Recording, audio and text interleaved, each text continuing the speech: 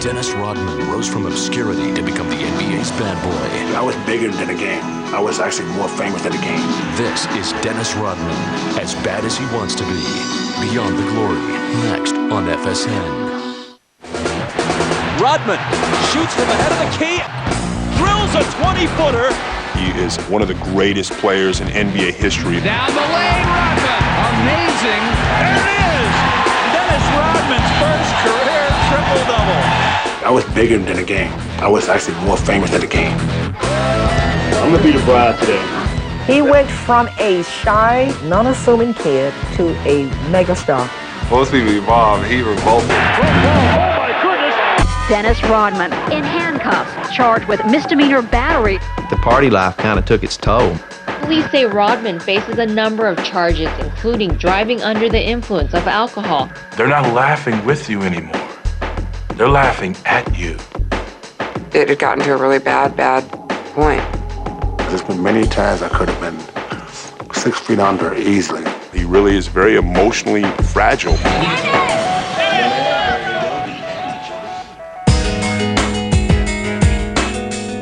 He's one of the most strong-willed people I've met in my life.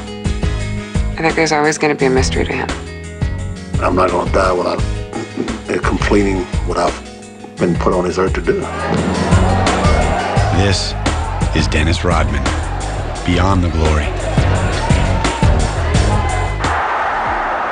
Absolutely outstanding. Unbelievable. I concluded that he'd done on baseball. Do you have anything to say to your fans?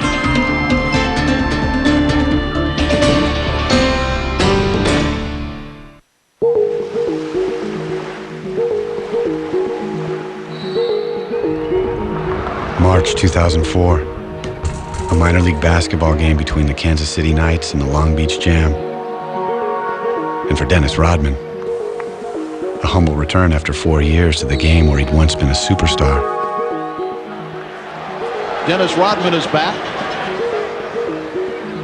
To go from being one of the greatest players in the world to playing for a team like the Long Beach Jam, I mean, you got to be able to swallow your pride and take a huge step back. When I started this venture, it wasn't for people to see that I can go play ball again. My goal was to get back in shape and just to look presentable. Rebound, Rodman. You know, I'm not doing this for people, I'm doing this for myself.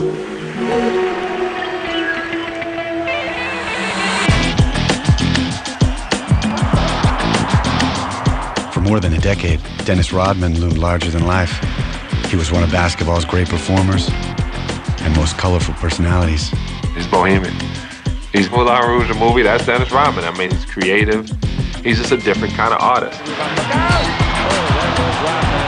He's not like an athlete. He's more like a rock star.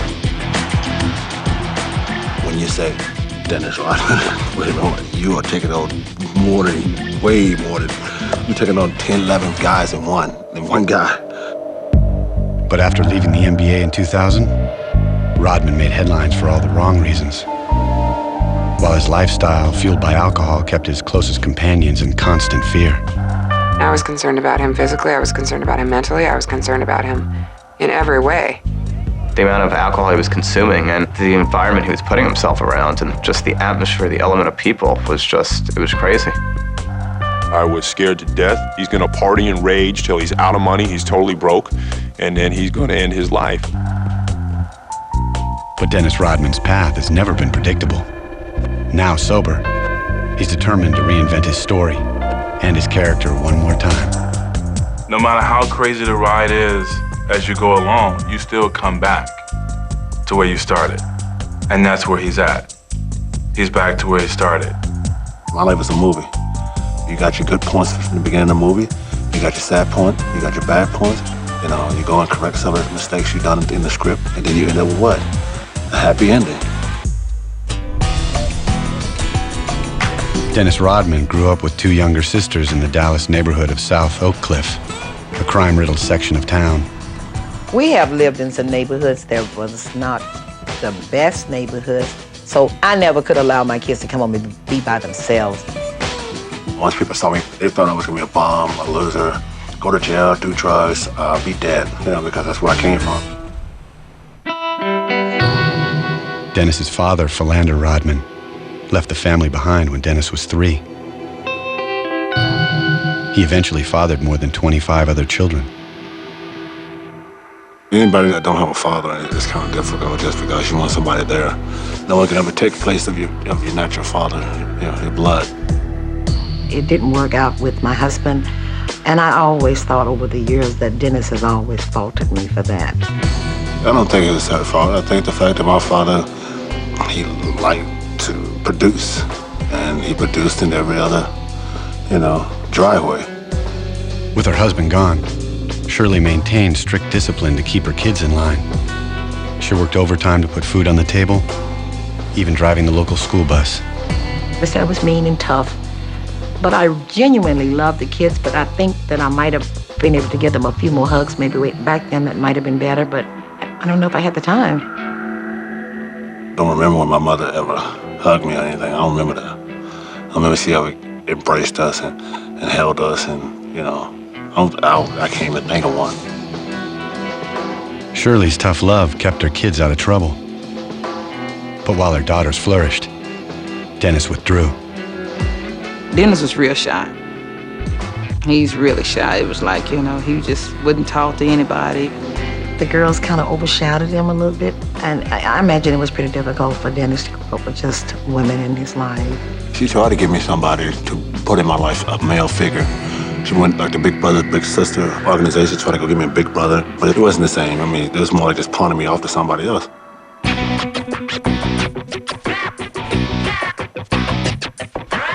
The one place Dennis came alive was on the basketball court. He teamed up with his sisters at a nearby gym. They was pretty much better than anybody. They was better than everybody, even guys. I mean, they would go out there and play with guys like it was nothing. He played real good. It was like, I was the point guard, and he was the post player, and my sister was like a forward or something. I did that every day for like 5 or 6 hours a day. I just lived there. Until I had to go home and go to bed.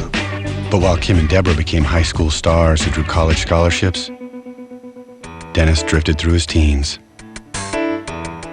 He didn't have any interest in anything except for the gym and pinball machines, and that's it.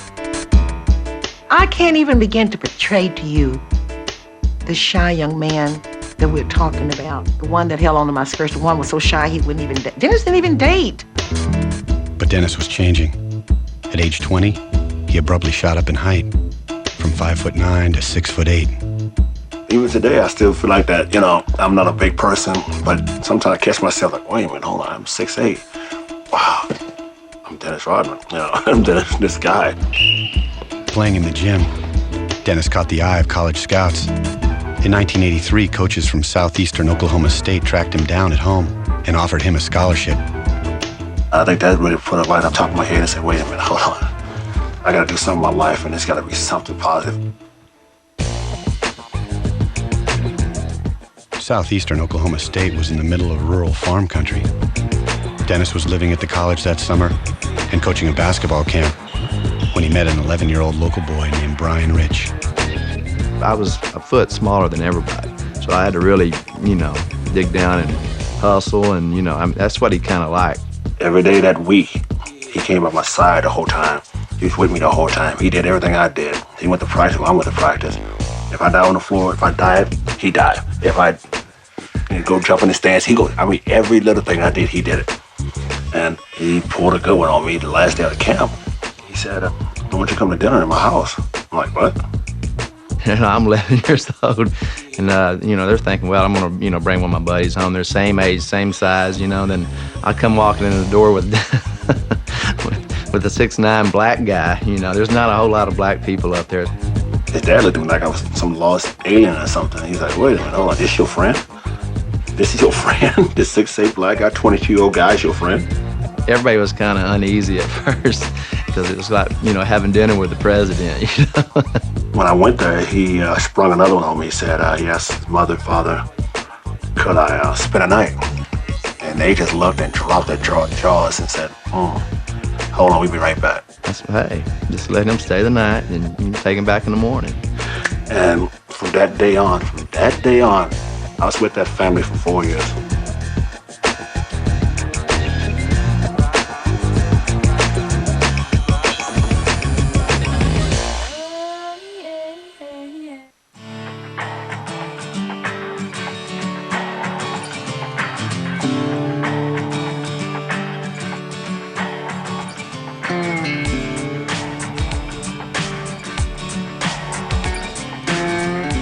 After 22 years at home, Dennis Rodman was going to college in rural Oklahoma and earning his keep on a family farm.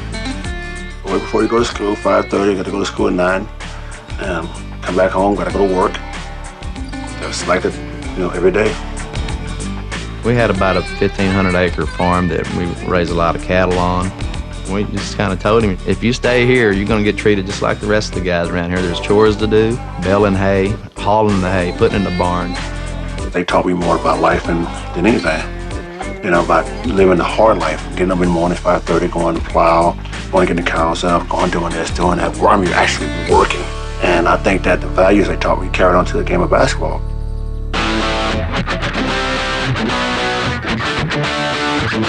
At Southeastern Oklahoma State, Dennis was an instant sensation and an All-American for 3 straight seasons. The first game, I think he scored 42 points and grabbed like 20 rebounds. Everybody's like, who is this guy, After that, he packed the gym every night. I was just excited. I was just excited just to be, here and just, just enjoying the game.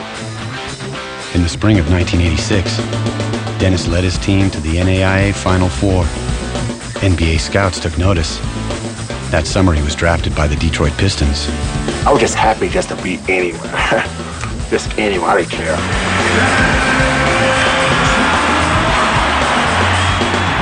I just said, okay, now it's time we to go to work. And just fortunate that it was Detroit and the people there took me in. Life in the NBA was a giant leap from small-town Oklahoma. But Pistons coach Chuck Daly took Dennis under his care.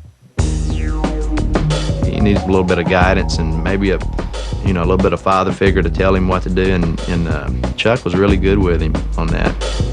This was a kid who was definitely a fish out of water. And so Chuck was like, come to my house for Christmas. Come to my house for Thanksgiving. He felt attached to me, and I felt attached to him because he knew all the frustration I was going through as far as making it and trying to play. I wanted to play so bad.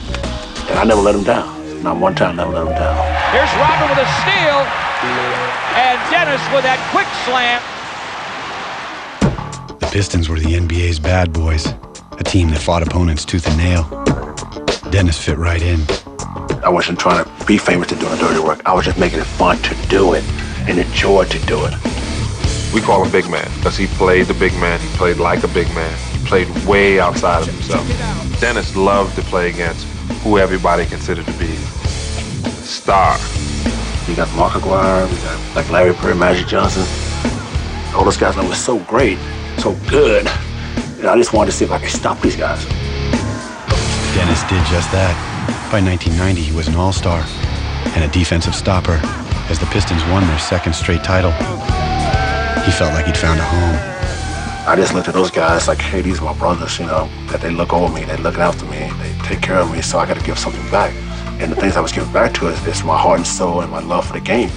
He really loved that team. He really loved Detroit, period. The NBA's Defensive Player of the Year, Dennis Rodman.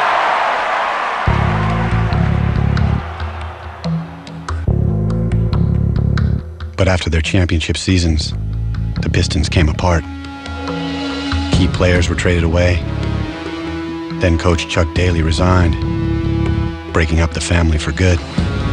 Where's Dennis going to go to Christmas dinner and Thanksgiving dinner? Who's he going to be able to talk to? If father disappears, you got to be your own man. You may not be ready to be. When he loves somebody and cares for people, and then they leave him, it hurts him. And he doesn't recover as fast as a lot of people. He doesn't move on. He can't move on. Dennis's life was unraveling off the court as well. In 1993, he married model Annie Banks, his long-term girlfriend and the mother of his young daughter, Alexis.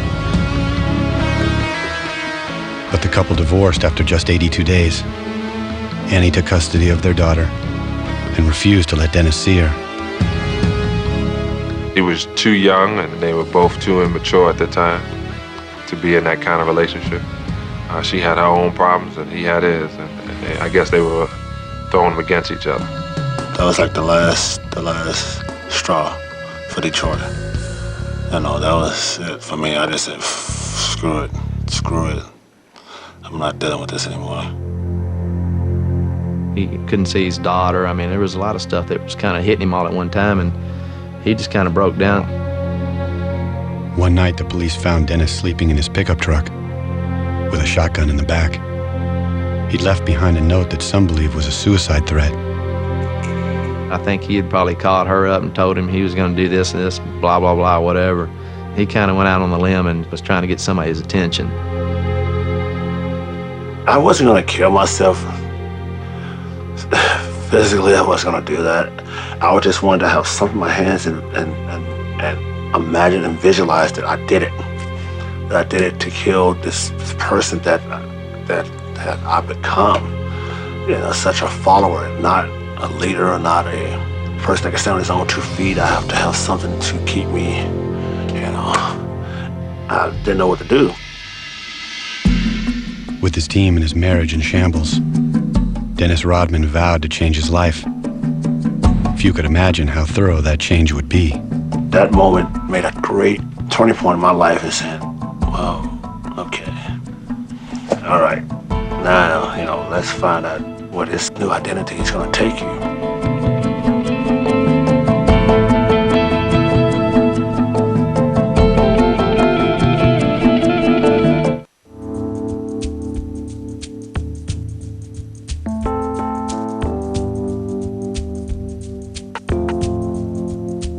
After 7 seasons with the Detroit Pistons, Dennis Rodman's life was in tatters. His coach departed, his team broken up, his marriage destroyed. He didn't believe in his teammates. He didn't believe in basketball. He didn't believe in anybody. Everything started to diminish, just disappear in front of my eyes. Traded to San Antonio after the playoffs in '93, Dennis vowed to reinvent himself from the top down.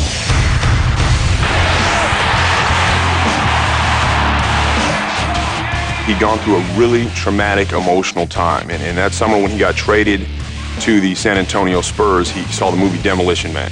And that is why he dyed his hair originally blonde. I went and got my hair dyed, and that's when my life changed completely. We end up rooming together, still got the blonde hair, and jokingly, I said, you know, why don't you dye it green? And the next day he shows up with a green. After that, I started to dye my hair different colors, and all of a sudden, kids all over Texas, color hair everywhere. Every game, people came to look at my hair. They came to see what's different about me. Then I started getting piercings. I started getting tattoos. The more extravagant he was, you know, the more of an entertainer he became, and the more the people loved him. He went completely ballistic in San Antonio. He shocked those people out of their boots. No one in basketball looked anything like Dennis. No one played like him either. I went through every day, every game, performing the way, you know, like it was no tomorrow. He was like a cartoon character who happened to be the greatest rebounder the game's ever seen. A lot of it had to do with, you know, his childhood and him wanting to become a superhero, you know, and wanting to be a Superman and have a coat of armor where no one could ever hurt Dennis again. I wasn't trying to teach kids any bad that I used. You know, I was just doing things that I wanted to do as a kid. Dennis was living out his fantasies off the court as well. Madonna had been at one of the games that we're watching the tape on, and she said, one guy that I really would be interested in is Dennis Rodman. And we looked at each other and said, okay, we got to make this happen. She was a free spirit, go-getter. I don't give a damn what you think about me, and pretty much that's what I was. Dennis loved putting people at edge. So since you're going to stare at him anyway, he's going to give you something to look at. But Dennis's flamboyant lifestyle clashed with San Antonio's cultural climate and the religious values espoused by the team's top star, David Robinson. I was the devil, he was God, he was Jesus, and I was, you know. So people said, well, you know, he's not gonna fit in, and they try to talk to me and tell me to go to church and give me my Bible. I'm like, no, I'm gonna do my job, you do your job. Dennis led the league in rebounds for the 4th time in the 94-95 season, as the Spurs posted the best record in the league. But when San Antonio lost to Houston in the conference finals, Dennis took the heat. Dennis played exceptionally well in that series and dominated, but you had to either point the finger at David Robinson or Dennis Rodman. So they pointed the finger at Dennis Rodman. But Dennis landed on his feet. He was traded to the Chicago Bulls. 3-time NBA champions with the greatest player in the game. And a coach who knew exactly where Dennis was coming from. In Chicago, if Dennis got a technical foul or kicked the ball in the stands or, did something outlandish, you look down and Phil Jackson would have a smile and a smirk on his face and be like, I used to do that.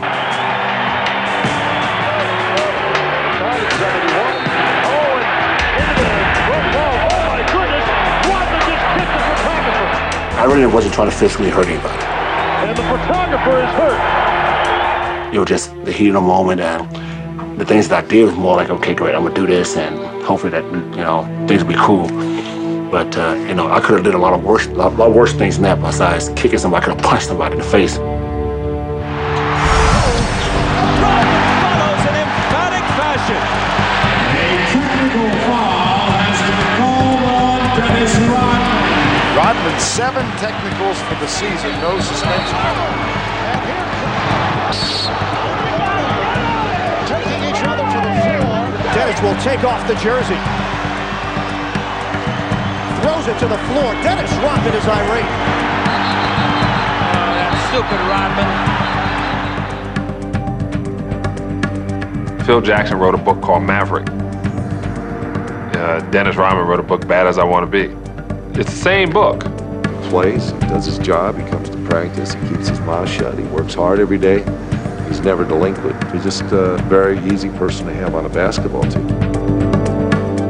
Phil Jackson knew that I was going to be there to work and do my job. He knew that what he can always count on. As far as everything else, he had no control. He didn't want no control of it. He didn't want nothing to do with that.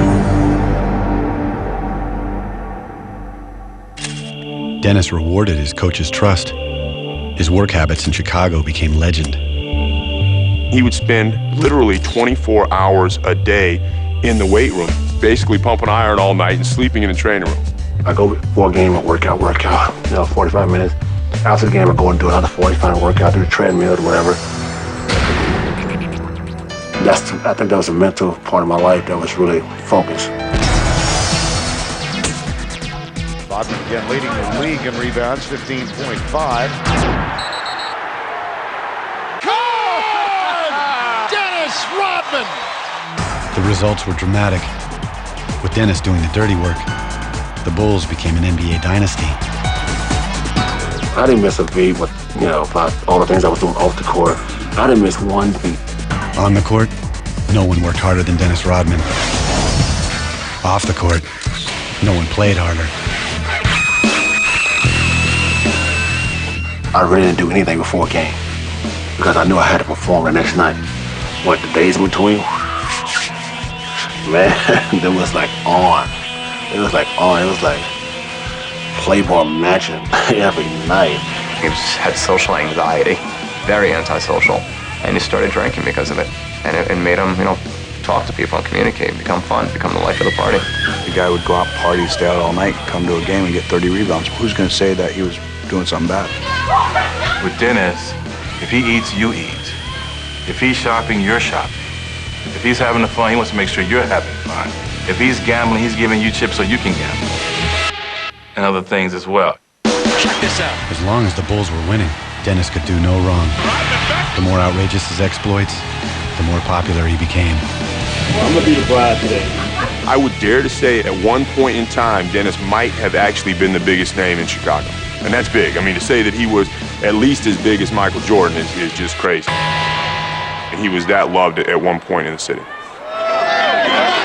The crush of media, spectators, fans, and police made for quite a divine entrance. No one threw rice, but Diva Dennis reveled in the reception. It's a publicity stunt. It is not. I can break people in the stands day in and day out without even shooting the ball. And that's unheard of. With Michael Jordan, Scottie Pippen, and Phil Jackson, Dennis Rodman turned the Bulls into the greatest show in sports. It's like traveling with the Beatles, man. Michael had a suite in this corner of the hotel. Phil had a suite on that corner. Scottie Pippen had a suite on that corner. And Dennis had a suite on this corner.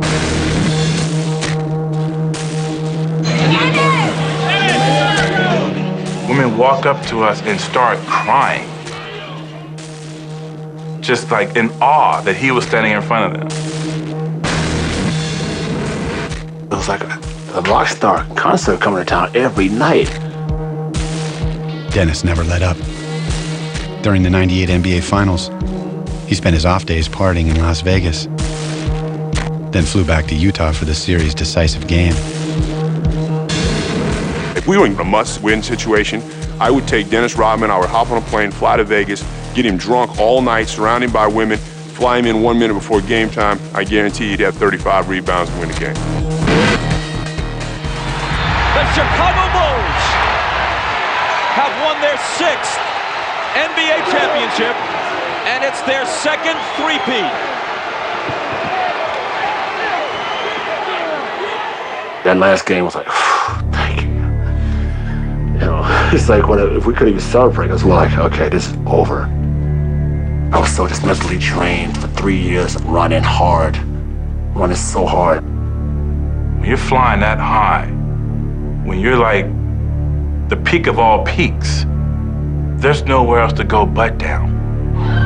Let's go, baby. VIP.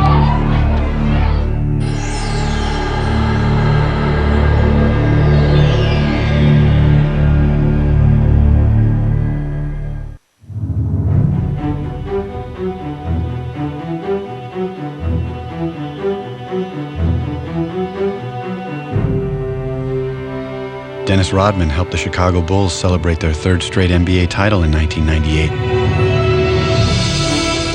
Then management broke up the team, leaving Dennis high and dry. Can't go anywhere after that. You cannot go anywhere after, that feat. It was very disheartening for Dennis. You win 3 championships, you're the greatest team in the world, and once again, he finds himself without a home. The Rodman Watch continues here in Los Angeles. Rumors running rampant. Speculation is Dennis will sign any day, any minute. Dennis signed with the Los Angeles Lakers in the spring of 1999.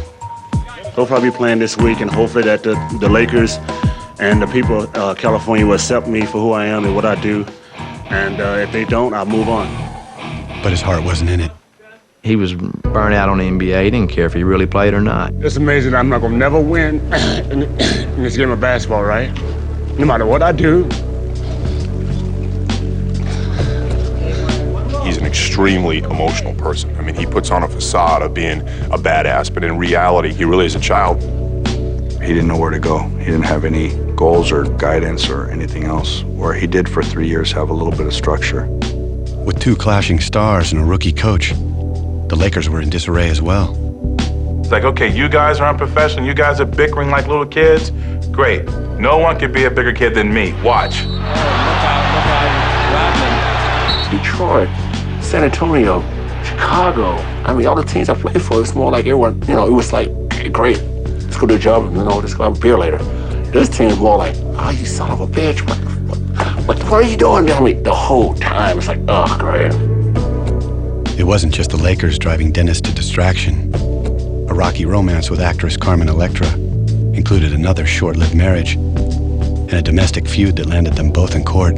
In handcuffs, former Baywatch star Carmen Electra steps from a police transport van. Also inside, her on-again, off-again lover, Dennis Rodman. He gets caught up in relationships. That's more important to him than any game or anything else. I mean, he's succeeded at basketball already, but he's never succeeded at a relationship.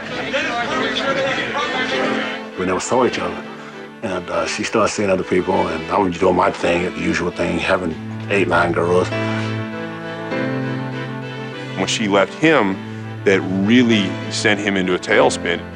He was really hurting, and it ended up ultimately costing him with the Lakers. 3 weeks before the '99 playoffs began, the Lakers cut Dennis loose. That's the problem with being a bad boy. Whenever something goes wrong, we can pin it on you, because you're a bad boy. Rodman's skills were declining, but he could still draw fans. So in the spring of 2000, Mavericks owner Mark Cuban brought him to Dallas to do just that. Rebound, Rodman, yep, and a foul. He wanted me to fill the stands. He wanted people to come to the game.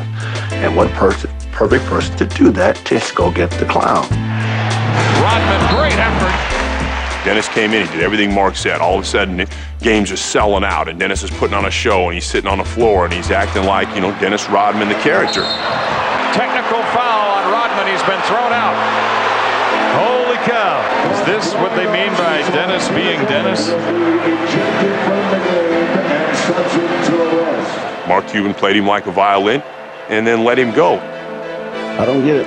I really don't get it. I mean, I get the short and stick every damn time, and woo. I don't know, what am I doing wrong? With no other offers from NBA teams, Dennis went home to Newport Beach, California. His professional reputation was in ruins, but the party was just getting started.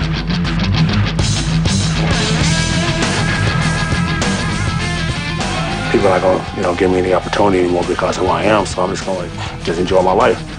So I just drink, you know, 4 times a week, 5 times a week, and it was that kind of deal. Found a lot of guys that didn't have to go to work and that didn't mind getting drunk at 11 o'clock in the morning.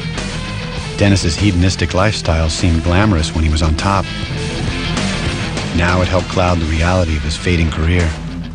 I said, whatever, I'm just gonna party, do this and that, you know, screw all the girls like I always do, you know, just whatever. And I was doing it. 1 year passes, another year passes, and Dennis falls into a situation where he is surrounded now by literally the lowest form of people alive. None of these people have a life, none of them have jobs, they're all feeding off of his money and spending his cash, and Dennis had to never been one to say no to anybody. He's afraid that if he gets rid of them, now what do you have? Something is better than nothing. Yes, oh yeah.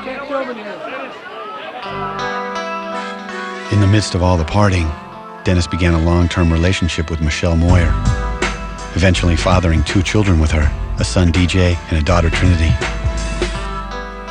In the beginning, you know, it's something that draws you to him. He's like a magnet. He's got this really good soul. She's a strong individual. She's cool. I mean, she knows my stuff, and she said, okay, great, we get together, you know, have wild, crazy sex, and, you know, take care of our kids. We all good. And she loves that. We actually moved in with him to his beach home with the first child, and he continued to have the party, so I made a choice to kind of separate me and the kids from that. It was just a little too much. Dennis and Michelle married in 2003, but continued living in separate houses. I live here, she lives there, you know, with the kids, so that's not nowhere near conventional. She accepts that, she understands that, you know, girls and people want to be around me to party. They want to party and have a good time, people like that, and it's hard for a woman to be with me because of that. It definitely takes a lot of strength. A lot of strength. In fact, sometimes I wonder where I get it. And I wonder if I'm going to continue to have it. They're a strange but good couple. Any woman in the world that gets involved with him, unless she lives in Siberia, knows what Dennis is about. So she's accepted a lot more, helped him a lot more, and put up with more than most women would. In the summer of 2003, Dennis announced an NBA comeback attempt, but he made little effort to get into shape. Dennis, you're not going to practice at all this year? Well, I didn't do it all last year, so what's the difference? Why should you start right now? Well, I would start now. Or to curtail his drinking. Beautiful. Before he needed it to become this social extrovert, now he needs it just to cope. Actually told him, you're not going to live another year or 2 because something's going to happen to you, whether it's a car accident or liver damage, or nobody can possibly live their life this way. You can tell somebody to do something, but 99% of the time, they're not going to do it. So I just said I had to prove to myself and make myself understand that I got to do this myself. He was not ready to stop at that point. And I wasn't ready to walk away at that point either.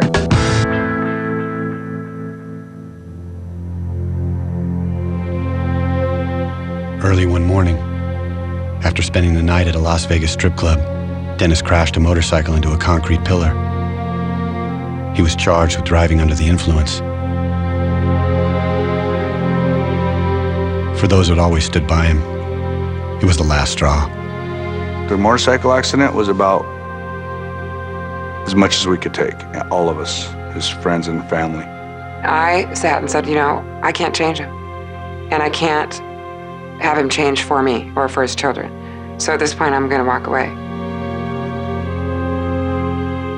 We actually gave him an ultimatum, which was you either stop or we're done. I mean, I talked to Michelle, Darren talked to Michelle, she said she was done. I was done. Darren was quitting.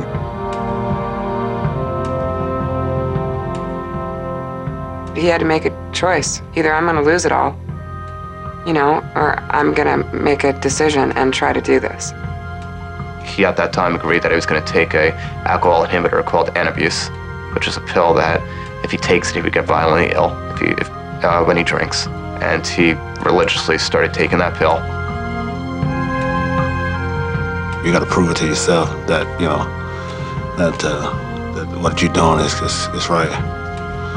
If you're doing it for somebody else, that don't work. Because you'll eventually go back and do it.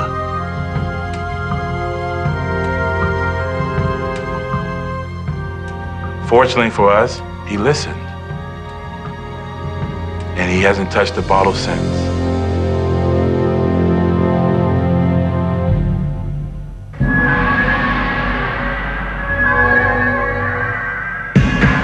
By the end of 2003, a sober Dennis Rodman was back in the gym, determined to confound fans and critics one more time. I just want to come and finish my goal, my dream, to finish the game the way I started.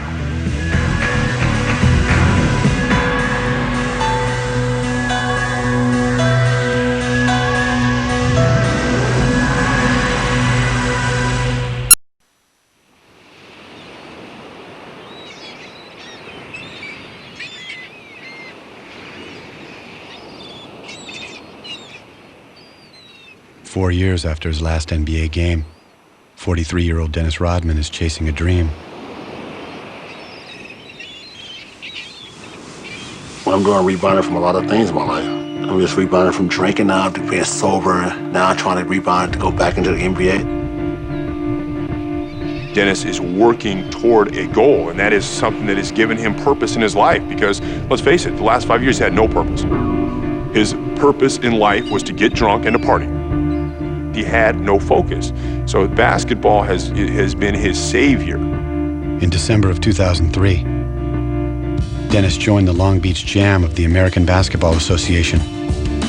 His first pro game in 4 years. Rodman, offensive rebound, and he gets his first bucket. 3 months later, he led them to the ABA title. The whole time he was playing with them, he was coaching them. It was incredible. It wasn't Dennis the menace, it was Dennis the mentor, it was Dennis the teacher.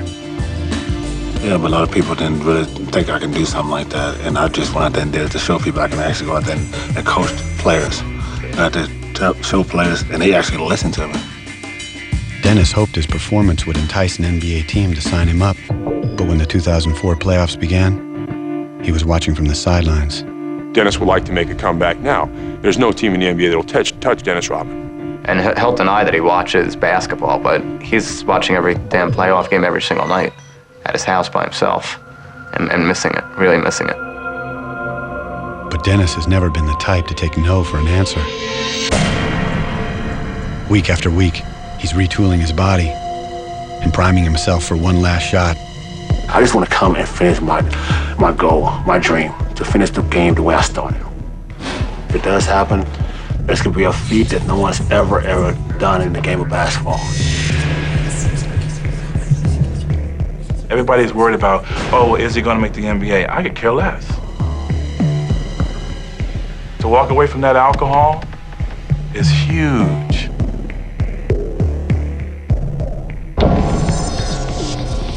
He is a completely different person, and he's trying to turn his life around. And for me, it's just I mean, it's exciting, because I was scared to death for Dennis Rodman. Dennis is struggling to change direction off the court as well, by becoming the father that he never had to his children. I look at her 2 years, she's straight like me. She gives no affection. No affection. She looks at you, she gives you all these weird looks like, you know, what are you looking at? My little boy is totally different. He'll sit there and kiss you and hug you, you know, and say I love you 24 hours a day. DJ's got a really, really big heart. He's very loving, and so is his father. He's becoming affectionate with me and the children. And Trinity demands it. He doesn't have a choice with her. His youngest children, he's actually putting a lot of effort in, and he's putting an effort in with his older children too. You know, he cares about all his kids. I think it's tough for Dennis to let anybody close to him, even these beautiful little creatures, these children of his, because he doesn't trust, and it all goes back to his dad. He does want to do this. And I know he's capable of it. I think he's just going to take a little longer than the norm, you know? I think it's going to take him a little longer. I've always said maybe I can give the love to my kids that my father never gave to us. So, but it's still hard to do that. No one knows for sure where Dennis Rodman is heading next. But for those who've watched him come this far, there's cautious hope of better days to come. He's starting to realize that you're okay. Who you are, sober, is all you need to be. It's step by step by step, you know? And, you know, we work on it every day. So I just take a deep breath and go, okay, we made it through another day. Can we do another one? There's a script I'm following that I'm writing right now, and I'm living that movie. I keep saying that, living that movie, and the movie hasn't ended yet.